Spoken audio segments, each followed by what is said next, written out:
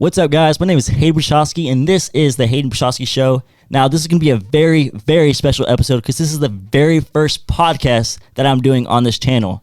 And with this being the first podcast, I decided to bring in a very special guest and very, very local to me, a very good friend of mine, and that is the kicker of Nelson University, Cade Whitehead. How you feeling, man?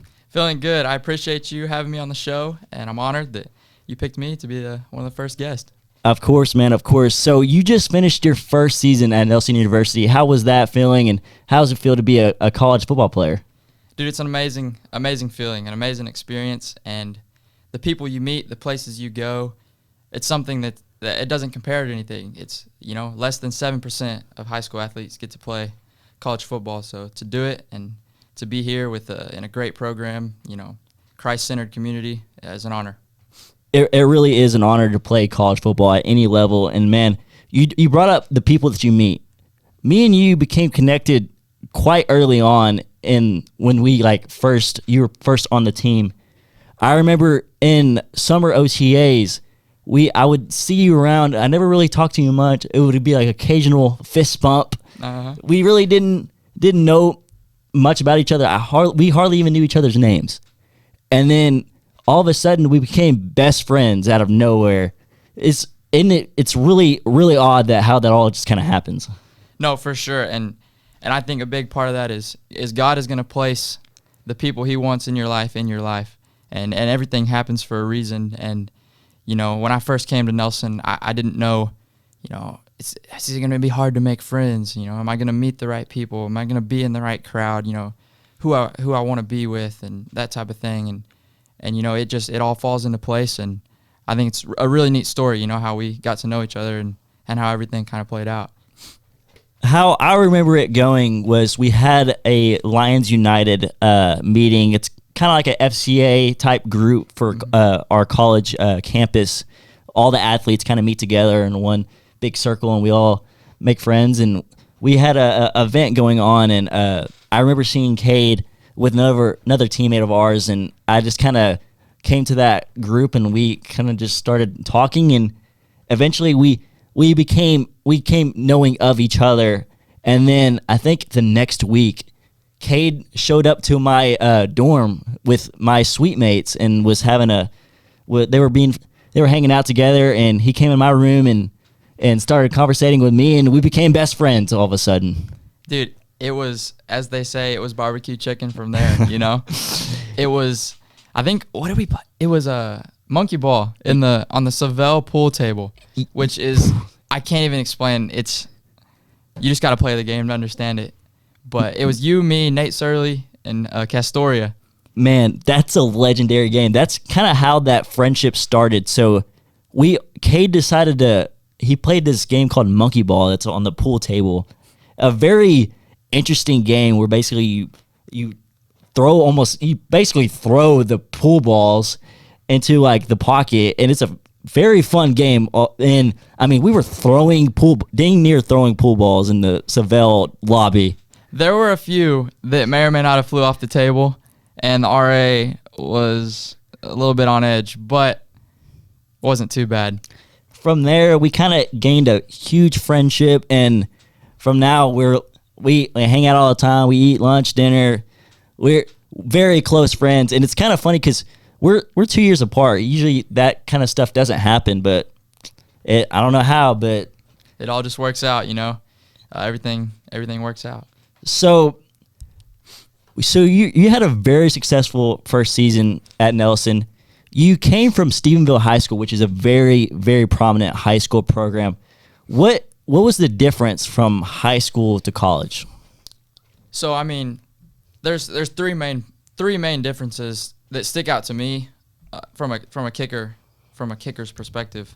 The first one being, obviously, the level of play is a lot different. In high school, the people that are rushing you, the people that are blocking for you, are not anywhere close to the size comparison of college athletes. You have a 6'3", defensive end coming around that corner trying to block your kick into the stands, and it's different. It's a scary sight, isn't it? Scary, and that was a big thing for me. just a different level of play. You know, you can be playing people that are 27, 28 years old, and I'm 19 coming out of high school, a little bitty freshman, you know. So that was the first thing I would say. And second thing, a lot of people don't know this, but high school goalposts are 24.6 foot. Oh, wow. So that's pretty big. You have a pretty big margin of error if you mishit a ball. And college goalposts are 18.3. Wow, I didn't even realize there was a difference. You're losing 3 foot on each side, and for a lot of people, it's 3 foot, you know, it's nothing. But when you're back at 60 yards, that thing looks like two little toothpicks down there, and so that's my second point. I guess as a wide receiver, I never really paid attention to the distance in the size of a field goal post. I never really cared for it because I guess I wasn't the one kicking the footballs. Didn't realize there was a difference from high school to college.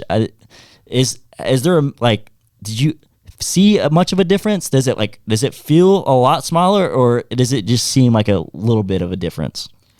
Well, obviously, I would go up to Tarleton State and kick with Corbin Poston, he was a senior when I was a sophomore or a freshman. So he was playing at Tarleton, and I'd go kick with him during the summer. And then obviously practicing on college goalposts kind of set me up for success. And there is a difference, you know. Did you realize firsthand, like when you were at Tarleton, it was like, well, these are kind of smaller, aren't they? No, for sure. And the thing that was weird was we would play our home games at Tarleton, obviously, because we didn't have Art Briles Stadium yet. And they would actually widen the goalpost. They would put this little bar, a little square bar in there, and it would make them 24.6.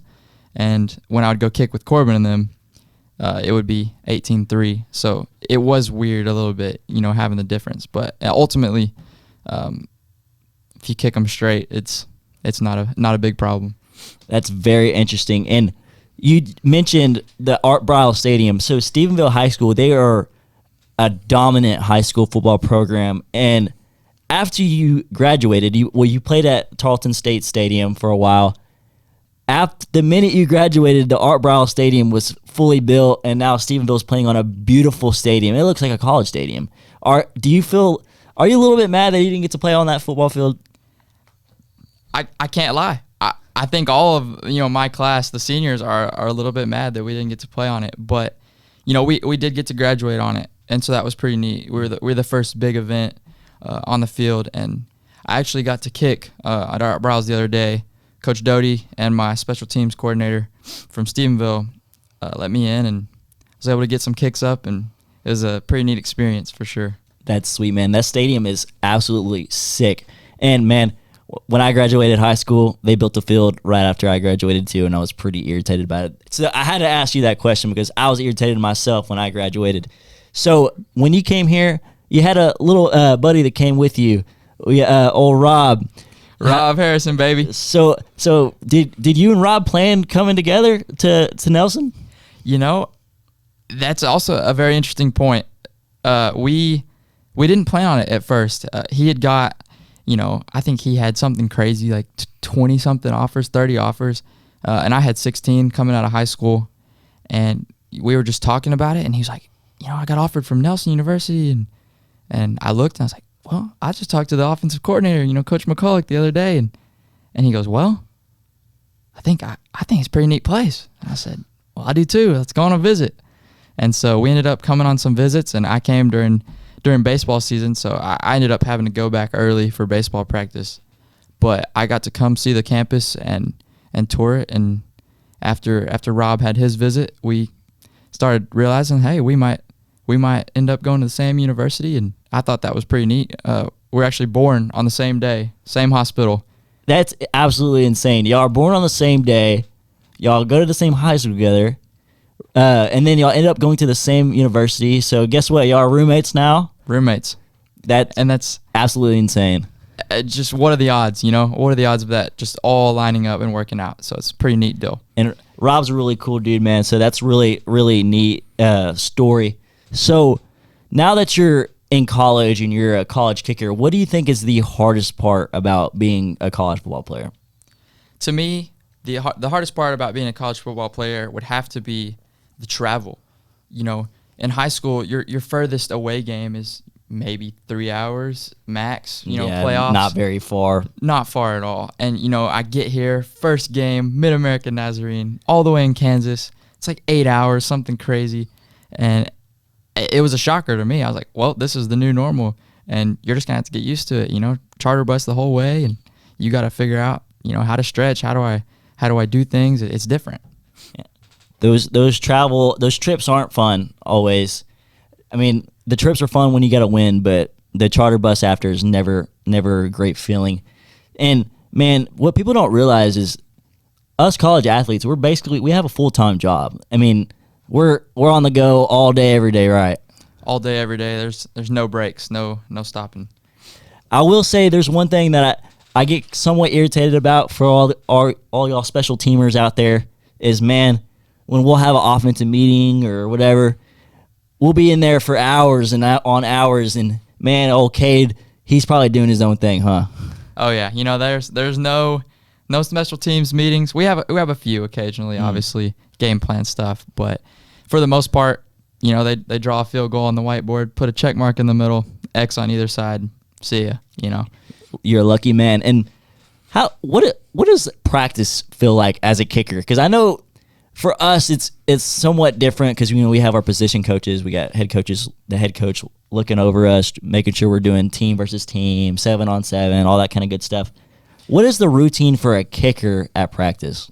Yeah, for sure. So for me personally, a lot of people don't know this, but I usually get to the field. We have practice at 6, and I'll get to the field at about 5:20 if I can, maybe 5:15. If I get up to my first alarm, and I'll get out there. And the biggest thing, and kickers don't stress this enough: stretching, mobility.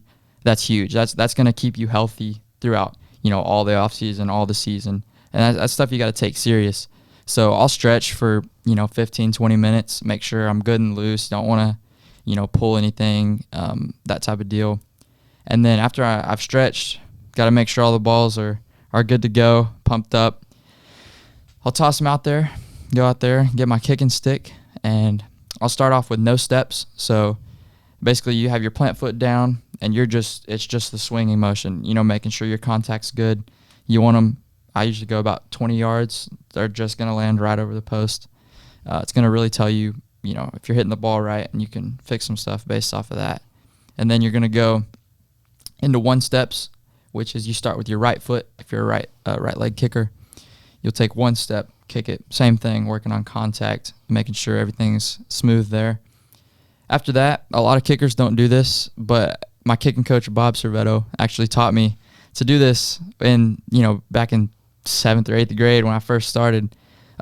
You go to the end zone, and a lot of the guys are like, Cade, what are you doing? Why are you in the end zone kicking? Wait, do you do the thing where it's like you sideways kick into the... Mm-hmm. So I'll line up in the end zone, and I'll kick it, and the angle that the field goals are at, a field goal's like this, but when you're in the end zone, it looks like that. It's bare, a little bitty opening. I was always super impressed when kickers would do that in the corner. Oh, yeah. So I'll do that, and I'll hit 2 or 3 balls from there, and that's really going to tell you if you're hitting them straight. I mean, if you can hit an 8-foot gap, a 18-3 goalpost is no problem. So after I do that, I'll go ahead and do some field goal charting. Hash, middle hash, middle hash. Usually back up. If I'm feeling good, I try to not, hit bombs every day, tire your leg out. I'll go to about 45, 50. And once I'm done with that, I'll kind of take a mental note.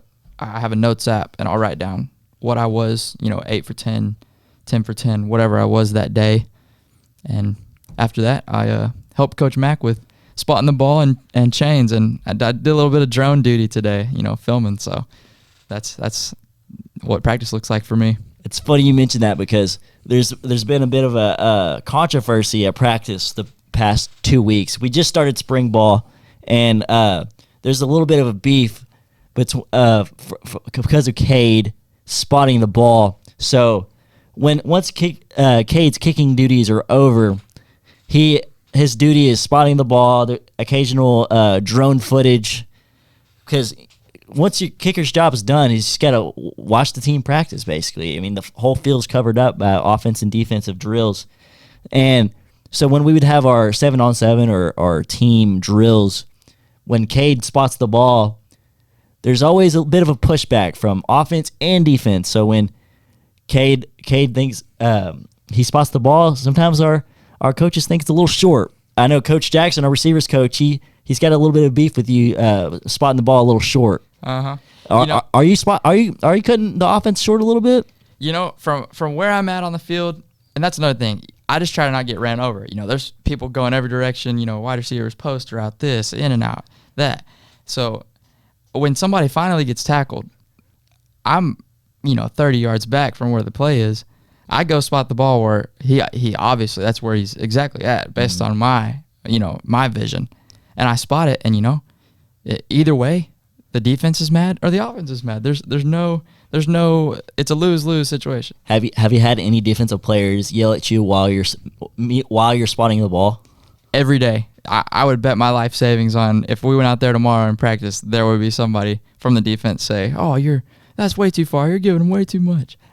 I've seen a lot of people be upset with the ball where Cade spots the ball at, and it's kind of funny because I just get to see my friend get in a bit of a pickle between offense and defense. And so how's the drone you had drone duty today? How was the drone footage? Was that fun to do? Oh, I loved it. And my dad had a drone, majority of my life, and we would fly it around at the house and do stuff with it, take pictures. And so I obviously knew how to fly it. And, Sam Bowker was like, "Hey, Cade." Bowker, man. Bowker's a great dude, man. I love Bowk, man. He called me over and he's like, "We don't have somebody else to film today. Can you help?" And, sure. So I ran out there. I put the battery pack in, fire the drone up. He teaches me how to, run the drone in maybe 2 minutes, a little crash course action, and get it up there, start flying. And I may have missed a couple plays at the beginning, but, they'll never know. So. Yeah, and I think there was a few touchdowns that you missed, but it's all right, I guess. I think they were drop passes. But so talking about your routine, practice and stuff. So all kickers have very, very niche routines. They all have certain ways of going about their kicks. What is your routine? I know you have a very special routine before you kick the ball. Oh yeah. So first thing, obviously get line up. Your alignment is key. You can't have a ball that's aimed at the left post and you expect to kick it down the middle. I mean, it's just not how it works. And once you get that lined up, or once your holder gets the spot, 3 steps back, and it's usually 2 over. But what I've learned throughout the years is I'm better off going 1.5. Keeps me straighter to the ball, quicker downhill, and in turn, straighter kicks, better kicks. And, right before I kick, just deep breath, let it fly. So I feel like most kickers, they're very superstitious in the way they kick. There's certain things that they do before a game or before a kick that they have to do to feel confident enough to kick the ball. Is there any superstitions that you have before game day or before a big kick? Oh yeah, before every game. Since 8th grade, I've eaten a bag of Mike and Ike's before every game, and that may or may not be an excuse to just eat some candy, but it's worked so far, so I just kept doing it.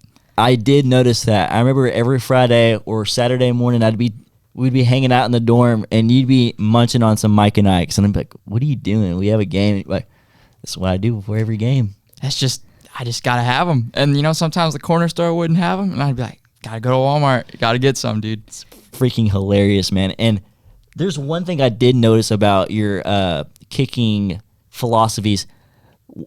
One of the first times I met you, I noticed that there was something on your foot before kicking. Now, kind of walk me through what that is. For sure. So these right here, what are they even called? Like rubber wristbands, I guess? Rubber wristbands. Just, a wristband that a lot of people have. I put it around my left cleat, and it holds my laces close to my foot so I don't trip over my own laces. So was there a reason? Did someone just tell you to do that, or was there a reason behind you doing that? Definitely a reason behind it. I remember think it was my freshman year of high school.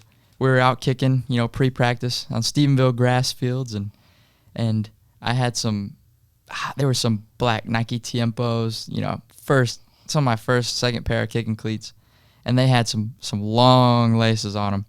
And I was lined up for a kick, and, when you're back for a kick, your left and right leg are pretty close together at the start. And I remember I took my right step, my second step, and caught that left shoelace. I went down. Oh, man. I'm assuming you didn't make the kick. I ended up making the kick. You actually made the kick. Somehow. I'm not sure how I made it. I kind of stumbled to my knee, got up, hit it, and it was just a PAT. And everybody's laughing. And I was like, from that moment on, never happening again. So you mentioned the Stephenville grass field. I overheard you saying you have your very own goalpost in your front yard. Is that true? I do. And a lot of people, they'll drive by and be like, I think I saw your house, yeah, that's me with the goalpost out front. So, that's absolutely insane. So how did that end up happening? So my kicking coach, Bob Servetto, his son coaches at Morgan Mill Mustangs. Pretty sure they're 6-man.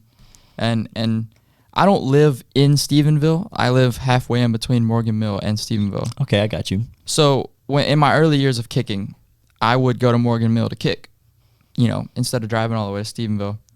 And, they were just, good old H post that you see.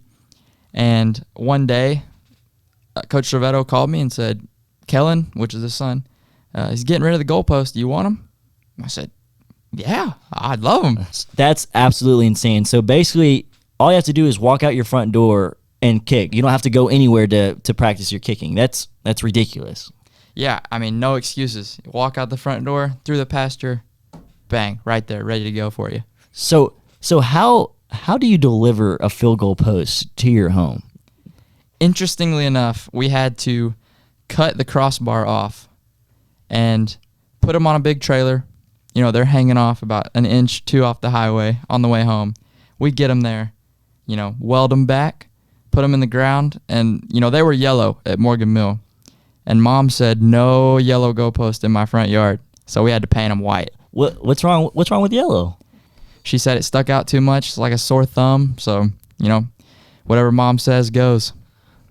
Well, that's pretty crazy, and it must have worked out for you because you had a pretty great career at Stephenville, and you even had a really good first year at Nelson. You even got a Player of the Week award in the last week of the regular season. How did it feel to get that? Dude, that was a huge honor. I think it was a huge blessing to get that, and the support from my teammates and seeing that, and everybody supporting you and being happy for you is a really neat thing.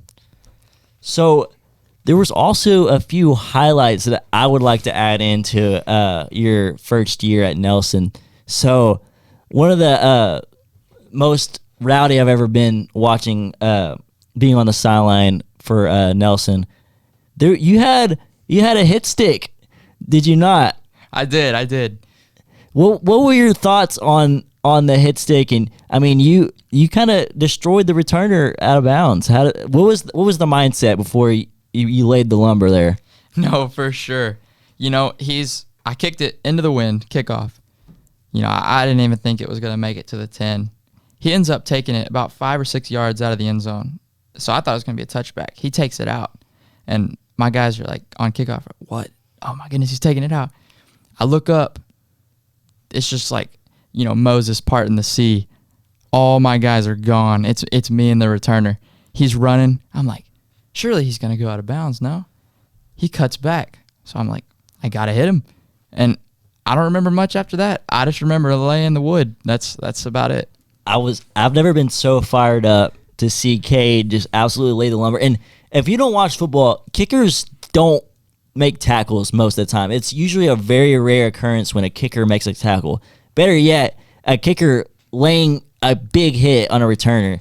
So I was pretty fired up about that. And then next, we had a ranked opponent against Texas West. They were our crosstown, our near-town rivalry. They're in Fort Worth, and we're in Waxahachie, so we're about 45 minutes to an hour away. And we have a bit of a rivalry, and towards the late game, it was pretty close, and you got yourself a onside kick. Sure did. I remember Coach Hudgens called us in the huddle, and he goes, "You want to onside kick it? Let's do it." And so we onside kicked.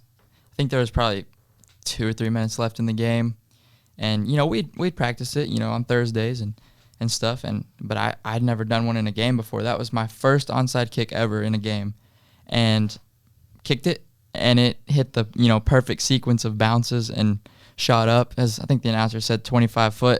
It wasn't 25 foot. It was maybe 10 foot, and right over the guy.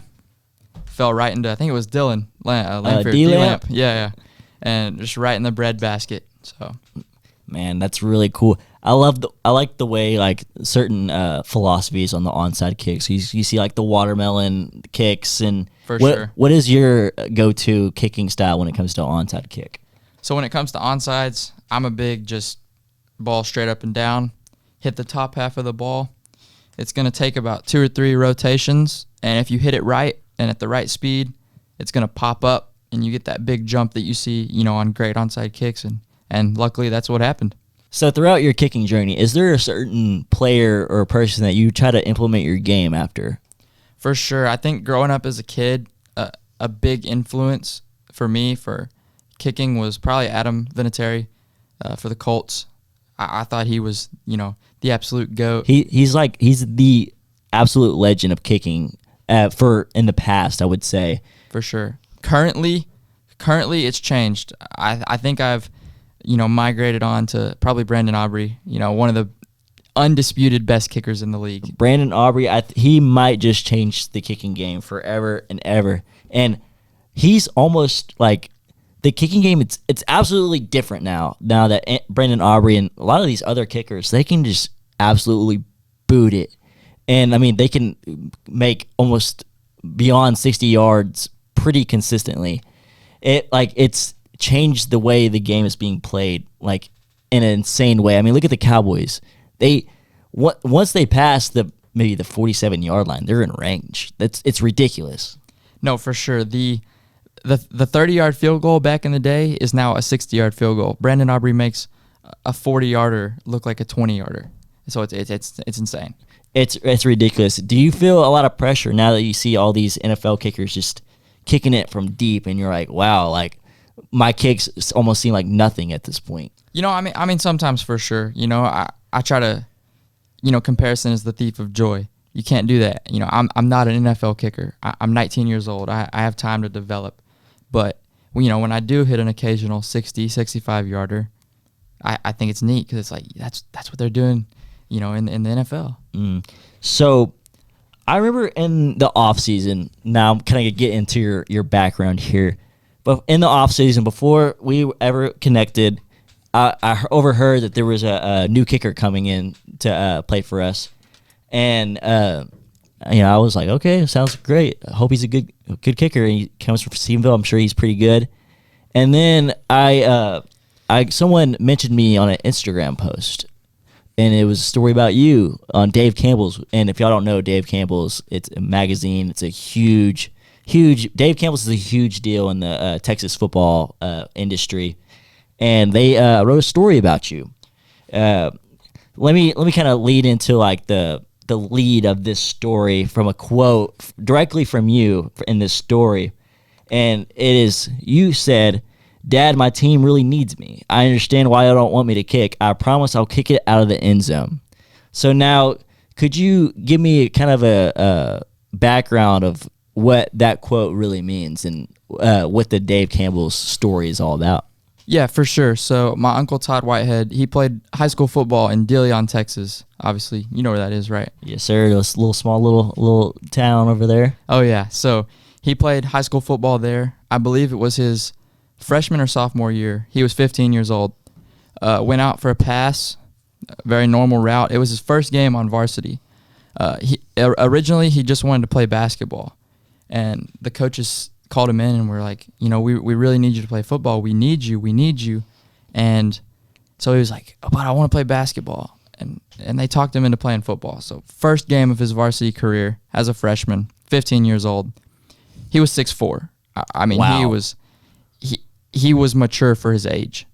and went out for, I think it was a post route, shallow post route, caught the ball, took about 2 steps, kind of got hit by the linebacker.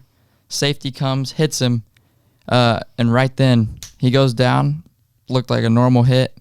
Little did we know it was a life-changing event in that moment. He got paralyzed from the neck down, and it hit his spinal cord was pinched, and the doctor said that from that moment on he should have died right there on the field. And when it paralyzed him from the neck down, obviously his lungs were paralyzed, and with your lungs being paralyzed, you can't breathe. And so that was the reason for him, he should have died right there. But the doctor said that he was in such good shape, his diaphragm started breathing for him. And to make matters worse, they couldn't find the ambulance driver. He was at the concession stand. And I remember my dad telling me a story. His mom, my grandma, actually tried to get in the ambulance and drive it on the field to get help for her son, Todd, my uncle. Wow, that is a crazy story. It's a very unfortunate event. As all of us football players, we have the risk of being seriously hurt or even passing. Football is a very dangerous sport, and we all have that. We always all have that slight risk of getting seriously injured and having to go through that. I bet that was a very traumatic event for y'all's family. No, and it changed the trajectory of my parents' life, my grandparents' life, my uncle's life. From that moment on, life was never the same. So obviously there'd be a lot of resentment in the game of football from your family. I mean, it's that sport alone is the reason why your uncle was paralyzed. Mm-hmm. So what made you come back to football? I mean, I'm sure your family wasn't very fond of football for quite some time. What brought you into the game of football, and what kind of influenced you to start kicking? So my parents actually never discouraged me from playing football, which growing up in Stephenville, we're a football town. Everybody knows that. What are we, 7 or 8 state championships now? Absolutely dominant. And so as a kid, after that happened to my uncle, it was just kind of a given that I wasn't going to play football. And, I played every other sport you could ever imagine as a kid: soccer, baseball, basketball, everything. I was going to ask if you played soccer, because I feel like most of the kickers, they're playing soccer nowadays. For sure. I played soccer since I could walk. Whatever the youngest age was that you could play, I was out there playing. And really, the biggest moment in time that changed my life was 7th grade year, pre-athletics, or it might have been athletics at this time. We had a coach, Coach Edders. He was the main coach at the junior high, and we were working out. It was off season. I believe I was in basketball. We were working out with the football guys. And he asked me, he said, "Well, Cade, why aren't you playing football?" I told him my story. He was like, "Man, I'm sorry. Like, I feel bad. I shouldn't even ask." Well, yeah, it's pretty. He accidentally brought up something very traumatic. Yes, and I said, Coach, it's no big deal. Like, you had no idea. It's okay. And he said, "Well, did you ever play soccer as a kid?" Obviously, as I just answered, I had played since a little kid, and I said, "Well, yes, sir." Well, what does that have to do with football? I didn't see the correlation in it, and he said, "Well, you think you could be my kicker?" And I said, "Well, I've never kicked a football before, but I guess I can try." And so I remember that day he let me take 2 footballs home, and me and my dad went up to Morgan Mill with my uncle and my mom, and in tennis shoes, I hit a 40-yarder, and I had never kicked a football before. On the first day, you hit a 40-yarder? First day. That's absolutely insane. Have you ever tried punting? Never punted. I think there's a bigger risk factor in punting, and so kicking was a way for me to be a part of the team, and have that camaraderie and the experience of it, but in a safer way.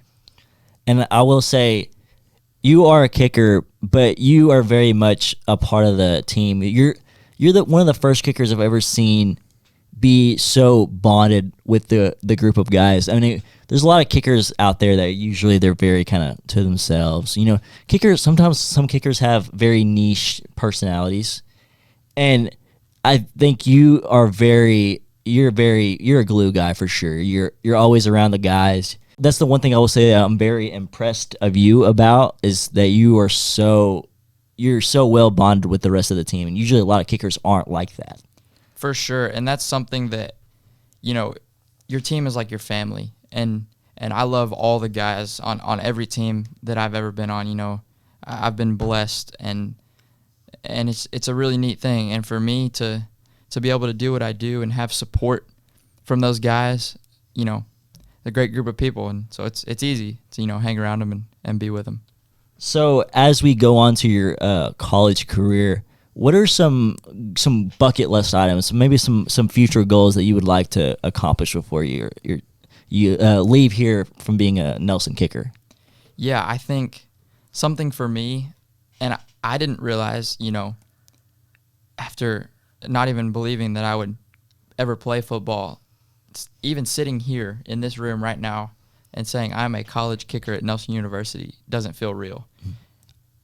From my situation and where I was at to now be a college kicker in and of itself is pretty crazy to me. And that journey has opened my eyes to, you know, there's opportunities. There's indoor football league, there's XFL, CFL, you know, all that stuff. And so, you know, hopefully one day, if it's God's will for my life, you know, have the opportunity to do that. A common thing that you usually see in college football is after a season or two that, you know, some people lose the love of the game or lose interest in football. What kind of drives you into continuing to stay kicking and play for Nelson University? Yeah, for sure. I think the biggest thing for me is, unfortunately, my uncle passed away here recently from complications of his injury and ultimately his breathing. And so, you know, being there and experiencing that, I just want to honor him in my legacy and continue to play football and honor him through that. And, you know, he always encouraged me to play football, and he, you know, continued to in a way live his journey through me. And I want to, you know, share his legacy and continue to, you know, be a good influence to people, and, you know, let the story be known and the story of optimism. And, you know, speaking of optimism, I actually wrote this essay for a class as an assignment before he passed, and I didn't think anything of it, you know, and when he passed, I realized how powerful the words were that I wrote. And so I'm going to read you this. This is my introduction paragraph that I had wrote for this essay. Let me hear it. When I think about people who have influenced my life the most, my Uncle Todd Whitehead always comes to mind first. Most people see Todd differently, except for those who truly know his story. That story is what makes him extraordinary and sets him apart from the rest of humanity. His life is marked by one major challenge that changed his life forever. At the age of 15, he was paralyzed from the neck down in a 1 in a million high school football accident. This changed the trajectory of everyday life for him. He could have easily become discouraged and used that as an excuse his whole life. But he did the exact opposite. His unwavering positive outlook on life and refusal to give in to negativity despite the horrible accident has made him a significant role model not only in my life, but in the lives of many others. He became a living, breathing miracle that embodies how to approach each day with determination. Todd Whitehead's perseverance and positive outlook on life demonstrate the power of living with optimism in the face of adversity. And looking back on that, that's everything in a nutshell. That's the whole the whole thing right there. And those words can't explain it enough. The way he influenced people's lives, and, you know, he could have saw the bad in it and said, well, why me? Why, you know, complications, this, that. But he didn't. He put other people above himself and made other people's days better and tried to, you know, guide me in my career and, you know, in life. And so I think that if it wasn't for him, I wouldn't be where I'm at today. And I owe everything to him. And, you know, I just want want to honor him and live and reflect his legacy. That's beautiful, man. What a story. That's, a lot of these football players come in, you never get to hear the background, like what brought them here, what keeps them going. And it's just, man, it's an absolutely beautiful story. I'm glad that you led you here, led us to our friendship, led to your beautiful football journey. For sure. And so, like, is there anything you want to add to the end of this as we kind of close this out? Yeah, for sure. First off, 100% of the glory goes to my Lord and Savior Jesus Christ. I wouldn't be what I am today without him and how he shaped my life and influenced me. And, Proverbs 3:5-6 says, lean not on your own understanding, submit to him in all your ways, and he will make your path straight. And that's what I try to do with my life. And, I think that another thing is, your teammates and your coaches, growing up, going through high school, junior high, I can't kick a field goal without a long snapper, without a holder, without linemen. So there's a lot of factors that go into a kick, and I get the credit for the make, and I get the wrath for when I miss it. But ultimately, teammates, coaches, I owe it all to them as well, because they shaped me into who I am and provided me the platform to do it. So that's another thing. And lastly, my family, my uncle, everything they stand for, everything they've done for me, I owe it all to them as well. They've, drove me to practice, done all the things, and always had my best interest in mind. So I'll forever be grateful for them as well. Sweet, man. It's a beautiful story. So as we cap it off, is there anything you want to plug, your social medias, or anything you want to get the viewers to follow? For sure. So you can go follow. My Instagram is just Cade Whitehead 30, all lowercase, and then 30. My YouTube is Cade_Whitehead. My Twitter is also Cade_Whitehead. Well, that about wraps up the first ever podcast episode on this channel. So I'll be closing it off. Thank you so much, Cade, for coming on the podcast. We'd love to have you again. And, man, this has been a great episode. For sure, man. I appreciate you having me again. And like I said in the beginning, it's an honor to be here, and I appreciate it. Well, to wrap this up, this is the Hayden Pustejovsky Show. I will see y'all next time.